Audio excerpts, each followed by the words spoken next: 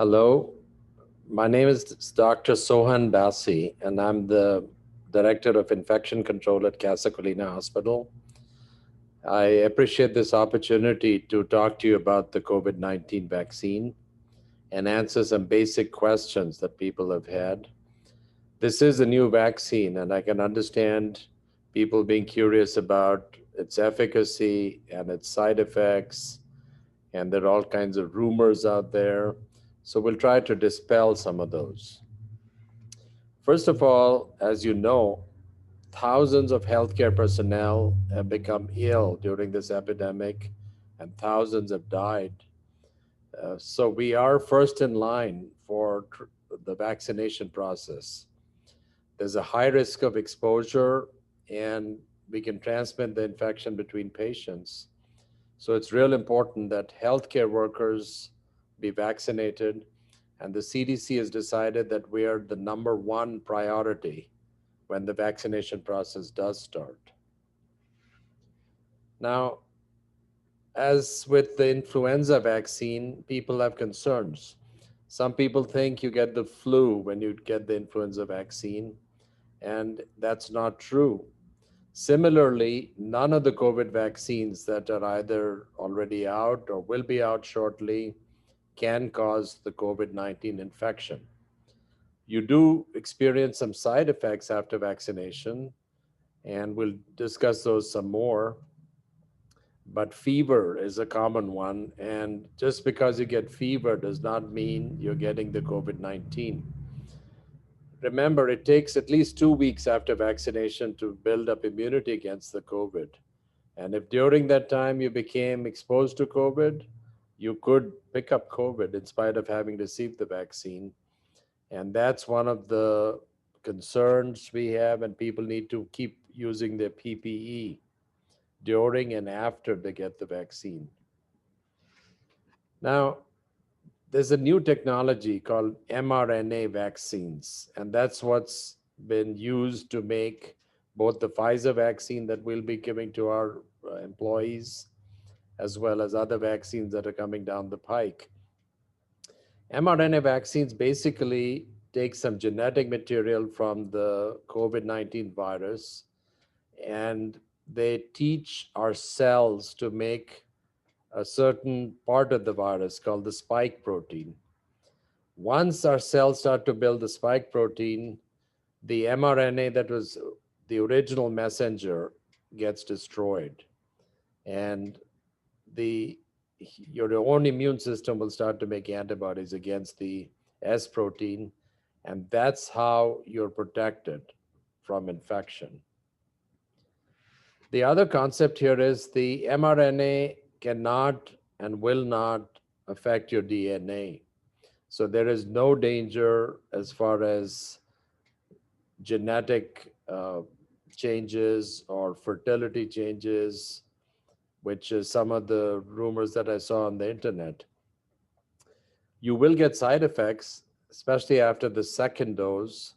And these side effects include fever and headaches and muscle aches.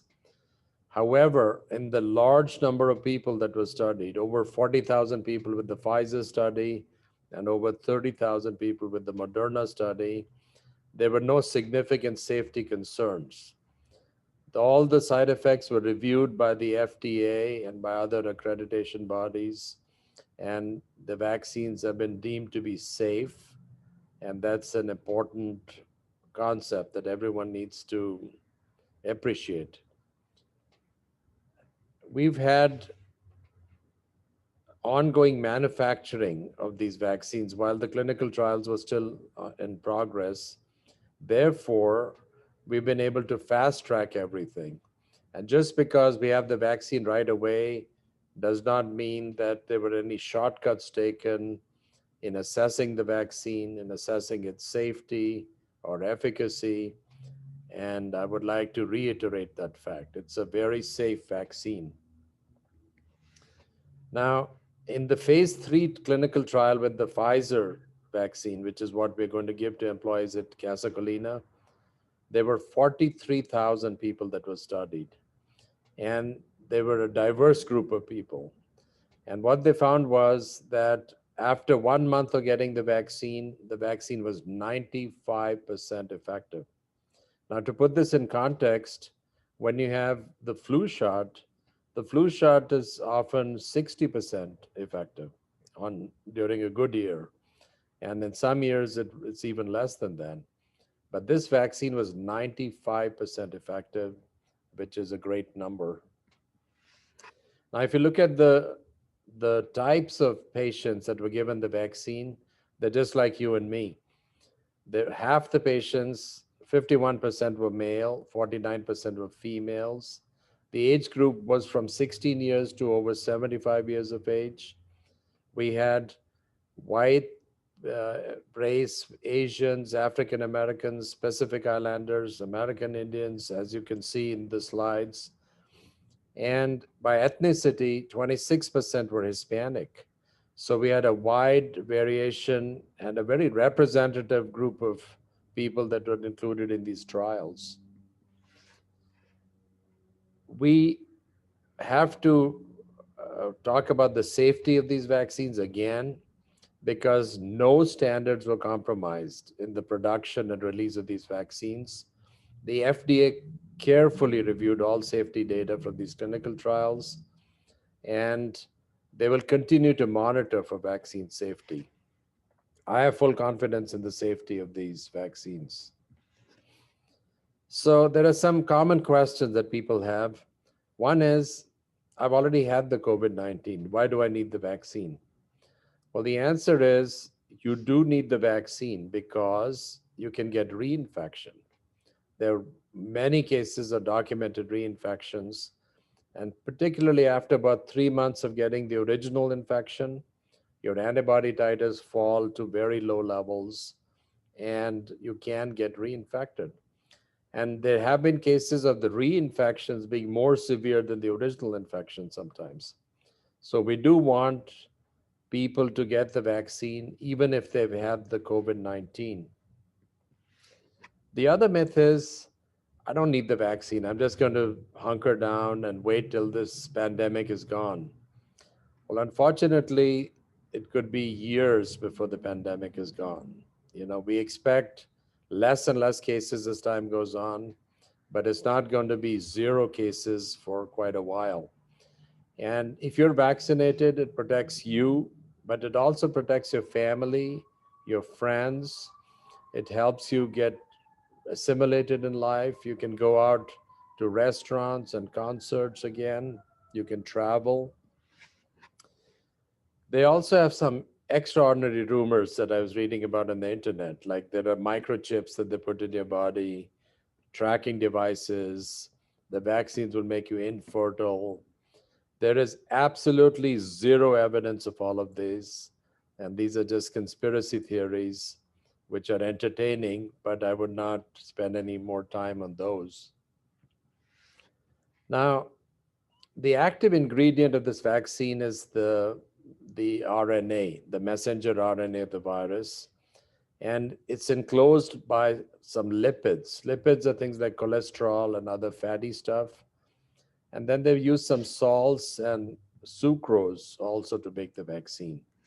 So these are very common substances that one is rarely allergic to. But you do need to let your healthcare provider know if you've had allergies to any of these ingredients mentioned in the vaccine. Certainly, if you have a fever at the time of vaccination, you should not get vaccinated. If you're on blood thinners, if you're immune compromised, if you're pregnant or planning to become pregnant, if you're breastfeeding, all those are issues that need to be discussed with the healthcare provider at the time of obtaining a vaccine. And of course, if you received another COVID-19 vaccine as part of a trial or previously, then you don't need to be revaccinated. So the current authorization is 16 years of age or older will get the vaccine. The only people that should not get the vaccine are people that have had a severe allergic reaction from a previous dose of the vaccine. So let's say you get the first dose, you get a bad reaction, well, then obviously you don't get the second dose.